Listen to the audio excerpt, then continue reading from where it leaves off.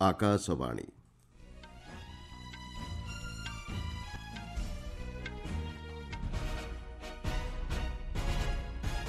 ସମ୍ବାଦ ପଢ଼ୁଛନ୍ତି ମଳୟ ରଞ୍ଜନ ମିଶ୍ର। ମୁଖ୍ୟ ସମ୍ବାଦ, ଶାନ୍ତିଶୃଙ୍ଖଳାର ସହ ଶେଷ ହୋଇଛି ବିହାର ବିଧାନସଭାର ଅନ୍ତିମ ପର୍ଯ୍ୟାୟ ଏବଂ 7ଟି ରାଜ୍ୟର 8ଟି ବିଧାନସଭା ଉପନିର୍ବାଚନ।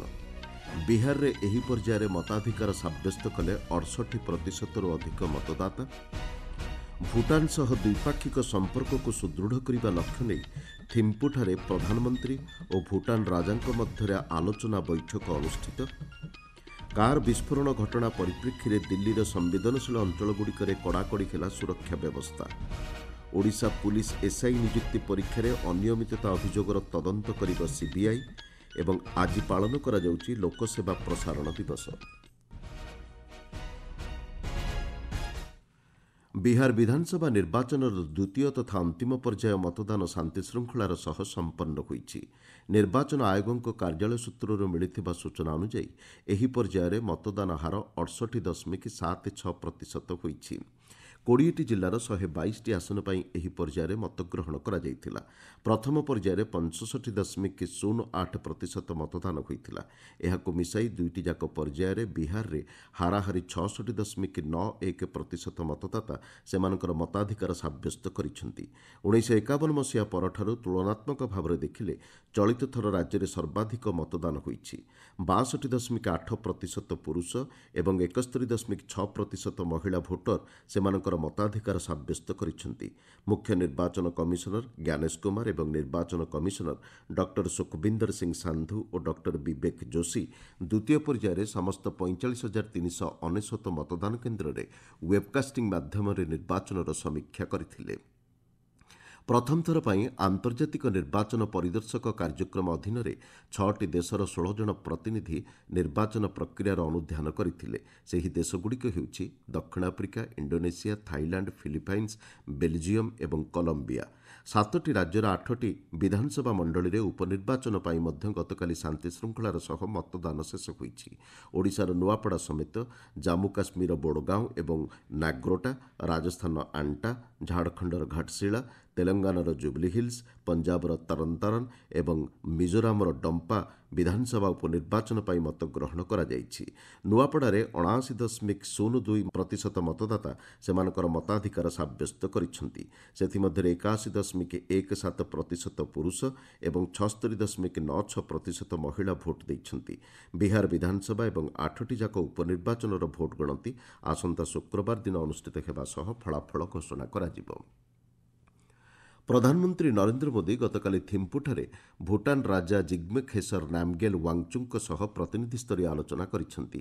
ଦ୍ୱିପାକ୍ଷିକ ସମ୍ପର୍କକୁ ଅଧିକ ସୁଦୃଢ଼ କରିବା ପାଇଁ ଉଭୟ ପକ୍ଷଙ୍କ ମଧ୍ୟରେ ମତ ବିନିମୟ ହୋଇଛି। ପାରସ୍ପରିକ ସ୍ୱାର୍ଥ ସମ୍ବଳିତ ଆଞ୍ଚଳିକ ଏବଂ ବୈଶ୍ୱିକ ପ୍ରସଙ୍ଗ ଆଲୋଚନାରେ ସ୍ଥାନ ପାଇଥିଲା।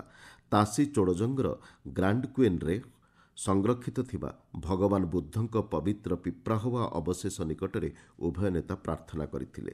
ପ୍ରଧାନମନ୍ତ୍ରୀ ଶ୍ରୀ ମୋଦି ଏବଂ ଭୁଟାନ ରାଜା ମିଳିତ ଭାବେ 1020 ମେଗାୱାଟ୍ ପୁନତ୍ସାଞ୍ଚୁ ଦ୍ୱିତୀୟ ଜଳବିଦ୍ୟୁତ୍ ପ୍ରକଳ୍ପର ଉଦ୍ଘାଟନ କରିଥିଲେ।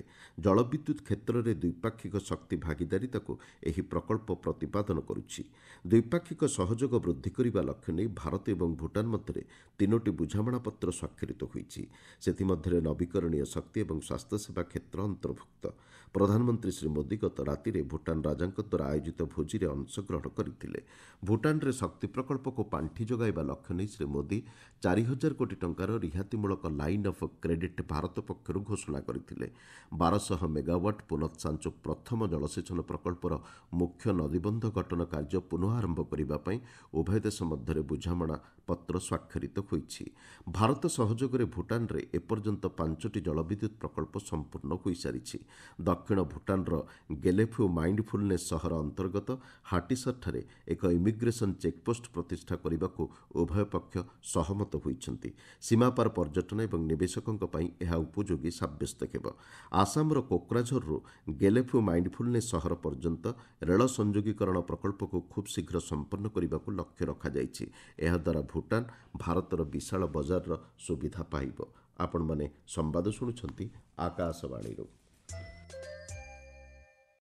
ସ୍ୱରାଷ୍ଟ୍ରମନ୍ତ୍ରୀ ଅମିତ ଶାହା କହିଛନ୍ତି ଦିଲ୍ଲୀ କାର୍ ବିସ୍ଫୋରଣ ଘଟଣାରେ ସମ୍ପୃକ୍ତଙ୍କ ବିରୁଦ୍ଧରେ ଦୃଢ଼ କାର୍ଯ୍ୟାନୁଷ୍ଠାନ ଗ୍ରହଣ କରାଯିବ। ତଦନ୍ତକାରୀ ସଂସ୍ଥା ପକ୍ଷରୁ ତଦନ୍ତ ପ୍ରକ୍ରିୟା ଅଧିକ ସଶକ୍ତ ହୋଇଛି। ନୂଆଦିଲ୍ଲୀରେ ଶ୍ରୀ ଶାହାଙ୍କ ଅଧ୍ୟକ୍ଷତାରେ ଗତକାଲି ଅନୁଷ୍ଠିତ ଉଚ୍ଚସ୍ତରୀୟ ବୈଠକରେ ବରିଷ୍ଠ ଅଧିକାରୀଙ୍କ ସହ ଆଲୋଚନା ହୋଇଛି। ଏହି ଘଟଣାରେ ସଂଶ୍ଳିଷ୍ଟଙ୍କୁ ଖୋଜି ବାହାର କରିବା ପାଇଁ ଅଧିକାରୀଙ୍କୁ ଶ୍ରୀ ଶାହା ନିର୍ଦ୍ଦେଶ ଦେଇଛନ୍ତି। ଘଟଣାର ତଦନ୍ତ ଏନ୍ଆଇଏ କରୁଛି। ଦିଲ୍ଲୀର ସମସ୍ତ ସମ୍ବେଦନଶୀଳ ଅଞ୍ଚଳରେ ସୁରକ୍ଷା ବ୍ୟବସ୍ଥାକୁ କଡ଼ାକଡ଼ି କରାଯାଇଛି। ବିସ୍ଫୋରଣର କାରଣ ଏବଂ ପରିସ୍ଥିତିକୁ ନିୟନ୍ତ୍ରଣାଧୀନ କରିବା ତଥା ସୁରକ୍ଷା ବ୍ୟବସ୍ଥାକୁ ସୁନିଶ୍ଚିତ କରିବା ଲକ୍ଷ୍ୟ ନେଇ କର୍ତ୍ତୃପକ୍ଷ ସତର୍କତାର ସହ କାର୍ଯ୍ୟ କରୁଛନ୍ତି ବୋଲି ମନ୍ତ୍ରଣାଳୟ କହିଛି। ବେଆଇନ କାର୍ଯ୍ୟକଳାପ ନିବାରଣ ଆଇନ, ବିସ୍ଫୋରକ ଆଇନ ଏବଂ ଭାରତୀୟ ନ୍ୟାୟ ସଂହିତାର ବିଭିନ୍ନ ଧାରା ଅନୁଯାୟୀ ଦିଲ୍ଲୀ ପୁଲିସ୍ ପକ୍ଷରୁ ଏକ ମାମଲା ରୁଜୁ କରାଯାଇଛି। ଦିଲ୍ଲୀ ମେଟ୍ରୋ ରେଳ ନିଗମ ପକ୍ଷରୁ ଦିଆଯାଇଥିବା ସୂଚନା ଅନୁଯାୟୀ ଆସନ୍ତାକାଲି ପର୍ଯ୍ୟନ୍ତ ଲାଲକିଲ୍ଲା ମେଟ୍ରୋ ରେଳ ଷ୍ଟେସନକୁ ବନ୍ଦ ରଖାଯାଇଛି। ତେବେ ଅନ୍ୟ ସମସ୍ତ ମେଟ୍ରୋ ଷ୍ଟେସନ ସ୍ୱାଭାବିକ ଭାବେ କାର୍ଯ୍ୟକ୍ଷମ ରହିଛି ବୋଲି ନିଗମ ପକ୍ଷରୁ କୁହାଯାଇଛି। ଦିଲ୍ଲୀ କାର୍ ବିସ୍ଫୋରଣ ଘଟଣା ପରିପ୍ରେକ୍ଷୀରେ ସୁରକ୍ଷା ସଂସ୍ଥାଗୁଡ଼ିକ ପକ୍ଷରୁ ବିଭିନ୍ନ ସ୍ଥାନରେ ଚଢ଼ାଉ ଜାରି ରହିଛି। ଦିଲ୍ଲୀ ଏନ୍ସିଆର୍ ଏବଂ ପୁଲୱାମାର କେତେକ ସ୍ଥାନରୁ ବହୁ ପରିମାଣର ବିସ୍ଫୋରକ ସାମଗ୍ରୀ ଜବତ ହୋଇଛି। ହରିୟାଣାର ଫରିଦାବାଦରେ ଗତ ରବିବାର ଏବଂ ସୋମବାର ଚଢ଼ାଉ ବେଳେ ପ୍ରାୟ 3000 କିଲୋଗ୍ରାମ ବିସ୍ଫୋରକ, ଡେଟୋନେଟର, ଟାଇମର ଏବଂ ଅନ୍ୟାନ୍ୟ ବୋମା ପ୍ରସ୍ତୁତି ସାମଗ୍ରୀ ଜବତ ହୋଇଛି। ଏହି ଚଢ଼ାଉ ଦ୍ୱାରା ସମ୍ପୃକ୍ତ ଲୋକଙ୍କ ମଧ୍ୟରେ ଆତଙ୍କ ଏବଂ ହତାଶା ଭାବ ବୃଦ୍ଧି ଯୋଗୁଁ ଦିଲ୍ଲୀ ବିସ୍ଫୋରଣର ପ୍ରଭାବ ସୀମିତ ରହିଥିଲା ବୋଲି ସୁରକ୍ଷା ସଂସ୍ଥା ପକ୍ଷରୁ ବିଶ୍ୱାସ କରାଯାଇଛି। ଫଳରେ ଏକ ବଡ଼ ଆକ୍ରମଣକୁ ଏଡ଼େଇ ଦିଆଯାଇପାରିଛି ବୋଲି ସୁରକ୍ଷା ସଂସ୍ଥା କହିଛି। ଓଡ଼ିଶା ପୁଲିସ୍ ସବ୍ଇନ୍ସପେକ୍ଟର ନିଯୁକ୍ତି ପରୀକ୍ଷାରେ ଅନିୟମିତତା ଅଭିଯୋଗର ତଦନ୍ତ କେନ୍ଦ୍ରୀୟ ତଦନ୍ତ ବ୍ୟୁରୋ ସିବିଆଇ ଦ୍ୱାରା କରାଯିବ। କେନ୍ଦ୍ର ସରକାରଙ୍କ ପକ୍ଷରୁ ଏ ସଂକ୍ରାନ୍ତ ବିଜ୍ଞପ୍ତି ଗତକାଲି ପ୍ରକାଶ ପାଇଛି। ମୁଖ୍ୟମନ୍ତ୍ରୀ ମୋହନ ଚରଣ ମାଝୀଙ୍କ ଅନୁରୋଧ ପରିପ୍ରେକ୍ଷୀରେ କେନ୍ଦ୍ର ସରକାର ଏହି ନିଷ୍ପତ୍ତି ଗ୍ରହଣ କରିଛନ୍ତି। ପୁଲିସ୍ ଏସ୍ଆଇ ନିଯୁକ୍ତି ପରୀକ୍ଷାରେ ବ୍ୟାପକ ଅନିୟମିତତା ଏବଂ ଦୁର୍ନୀତି ଅଭିଯୋଗ ହେବା ପରେ ରାଜ୍ୟ କ୍ରାଇମବ୍ରାଞ୍ଚ ପକ୍ଷରୁ ଏହାର ତଦନ୍ତ ଆରମ୍ଭ ହୋଇଥିଲା। ତେବେ ଏହି ଦୁର୍ନୀତିରେ ଆନ୍ତଃରାଜ୍ୟ ସଂଗଠିତ ଅପରାଧିକ ଗ୍ୟାଙ୍ଗର ସମ୍ପୃକ୍ତି ଥିବା ନେଇ ସନ୍ଦେହ ପରିପ୍ରେକ୍ଷୀରେ ମୁଖ୍ୟମନ୍ତ୍ରୀ ଶ୍ରୀ ମାଝୀ ସିବିଆଇ ତଦନ୍ତ ପାଇଁ କେନ୍ଦ୍ର ସରକାରଙ୍କୁ ଅନୁରୋଧ କରିଥିଲେ। ଲୋକସେବା ପ୍ରସାରଣ ଦିବସ ଆଜି ପାଳନ କରାଯାଉଛି। 1947 ମସିହାର ଦିଲ୍ଲୀର ଆକାଶବାଣୀ ଷ୍ଟୁଡିଓକୁ ମହାତ୍ମା ଗାନ୍ଧୀଙ୍କ ଗସ୍ତ କାର୍ଯ୍ୟକ୍ରମକୁ ସ୍ମରଣ କରିବା ପାଇଁ ପ୍ରତିବର୍ଷ ଏହି ଦିବସ ପାଳନ କରାଯାଇଥାଏ। ଦେଶ ବିଭାଜନ ପରେ ହରିୟାଣାର କୁରୁକ୍ଷେତ୍ରରେ ଅସ୍ଥାୟୀ ଭାବେ ବସବାସ କରୁଥିବା ବିସ୍ଥାପିତ ଲୋକଙ୍କୁ ସିଧାସଳଖ ସାକ୍ଷାତ କରି ନ ପାରି ଜାତିର ଜନକ ମହାତ୍ମା ଗାନ୍ଧୀ ଏହି ଦିନ ଦିଲ୍ଲୀ ଆକାଶବାଣୀ କେନ୍ଦ୍ରରୁ ରେଡିଓ ବାର୍ତ୍ତା ମାଧ୍ୟମରେ ସମ୍ବୋଧନ କରିଥିଲେ। 2000 ମସିହାରେ ତତ୍କାଳୀନ କେନ୍ଦ୍ର ସୂଚନା ଓ ପ୍ରସାରଣ ମନ୍ତ୍ରୀ ସୁଷମା ସ୍ୱରାଜ ପ୍ରତିବର୍ଷ ନଭେମ୍ବର 12 ତାରିଖକୁ ଲୋକସେବା ପ୍ରସାରଣ ଦିବସ ଭାବେ ପାଳନ କରିବାକୁ ଘୋଷଣା କରିଥିଲେ। ସେବେଠାରୁ ପ୍ରତିବର୍ଷ ଆକାଶବାଣୀ ପକ୍ଷରୁ ଏହି ଦିବସ ପାଳନ ଅବସରରେ ସ୍ୱତନ୍ତ୍ର କାର୍ଯ୍ୟକ୍ରମର ଆୟୋଜନ କରାଯାଇଥାଏ। ଗାନ୍ଧିଜୀଙ୍କ ପ୍ରିୟ ଭଜନ ପରିବେଷଣ କରାଯାଇଥାଏ। 2023 ମସିହା ମାର୍ଚ୍ଚ ମାସରେ ପ୍ରଧାନମନ୍ତ୍ରୀ ନରେନ୍ଦ୍ର ମୋଦିଙ୍କ ମନ୍ କି ବାତ୍ର 100ତମ ସଂସ୍କରଣ ଅବସରରେ ଆକାଶବାଣୀ ମହାତ୍ମା ଗାନ୍ଧୀ ଯେଉଁ ଷ୍ଟୁଡିଓରୁ ତାଙ୍କର ଐତିହାସିକ ବାର୍ତ୍ତା ପ୍ରଦାନ କରିଥିଲେ ତାକୁ ବାପୁ ଷ୍ଟୁଡିଓ ଭାବେ ନାମିତ କରିଥିଲେ। ସେଠାରେ ବାପୁଜୀଙ୍କ ଭାଷଣର ରେକର୍ଡିଂ, ପ୍ରାର୍ଥନା ସଭାର ଅଂଶ, ତାଙ୍କ ଗସ୍ତର ସ୍ମରଣୀୟ ଜିନିଷ ଏବଂ ଐତିହାସିକ ଘଟଣାକୁ ଦର୍ଶାଉଥିବା ଏକ ସ୍ୱତନ୍ତ୍ର ଫଟୋ ଗ୍ୟାଲେରୀ ମଧ୍ୟ ରହିଛି। ଜାତୀୟ ଗୀତ ବନ୍ଦେ ମାତରମ୍ 150ତମ ବାର୍ଷିକୀ ଦେଶବ୍ୟାପୀ ପାଳନ କରାଯାଉଛି। ଦେଶବାସୀଙ୍କୁ ଏକତ୍ରିତ କରିବା ଏବଂ ଦେଶପ୍ରୀତି ଭାବନାକୁ ଉଦ୍ରେକ କରିବାରେ ଏହି ଗୀତ ପ୍ରେରଣା ଯୋଗାଇ ଆସିଛି। ବନ୍ଦେ ମାତରମ୍ର ସବୁଠାରୁ ଲୋକପ୍ରିୟ ଏବଂ ସ୍ୱୀକୃତ ସଂସ୍କରଣର ରାଗ ଦେଶ ଉପରେ ଆଧାରିତ। ଦେଶପ୍ରେମ ଏବଂ ଭକ୍ତିପୂର୍ଣ୍ଣ ଭାବ ପରିପ୍ରକାଶ କରିବା ପାଇଁ ଏହି ରାଗ ଉଲ୍ଲେଖନୀୟ। ରାଗ ଦେଶର ଆରୋହଣରେ 5ଟି ସ୍ୱର ଏବଂ ଅବରୋହଣରେ ସମସ୍ତ 7ଟି ସ୍ୱର ବ୍ୟବହାର କରାଯାଇଥାଏ। ଏହି ରାଗ ମାଧ୍ୟମରେ ବୀର ରାସ ଏବଂ ଶୃଙ୍ଗାର ରସକୁ ଉପଯୁକ୍ତ ଭାବରେ ଉପସ୍ଥାପନ କରାଯାଇଥାଏ। ତେଣୁ ଦେଶାତ୍ମବୋଧକ ସଙ୍ଗୀତ ପାଇଁ ଏହି ରାଗଟି ବେଶ୍ ଉପଯୁକ୍ତ ସାବ୍ୟସ୍ତ ହୋଇଥାଏ। କିମ୍ବଦନ୍ତୀ ଶାସ୍ତ୍ରୀୟ ଗାୟକ ପଣ୍ଡିତ ଭୀମସେନ ଯୋଶୀ ଏହି ରାଗ ଦେଶରେ ବନ୍ଦେ ମାତରମ୍ ଗୀତ ଗାଇ ସମସ୍ତଙ୍କ ହୃଦୟରେ ଅଲିଭା ଛାପ ଛାଡ଼ି ଯାଇଛନ୍ତି। ମୁଖ୍ୟ ସମ୍ବାଦଗୁଡ଼ିକ ପୁଣିଥରେ। ଶାନ୍ତିଶୃଙ୍ଖଳାର ସହ ଶେଷ ହୋଇଛି ବିହାର ବିଧାନସଭାର ଅନ୍ତିମ ପର୍ଯ୍ୟାୟ ଏବଂ 7ଟି ରାଜ୍ୟର 8ଟି ବିଧାନସଭା ଉପନିର୍ବାଚନ। ବିହାରରେ ଏହି ପର୍ଯ୍ୟାୟରେ ମତାଧିକାର ସାବ୍ୟସ୍ତ କଲେ 68%ରୁ ଅଧିକ ମତଦାତା।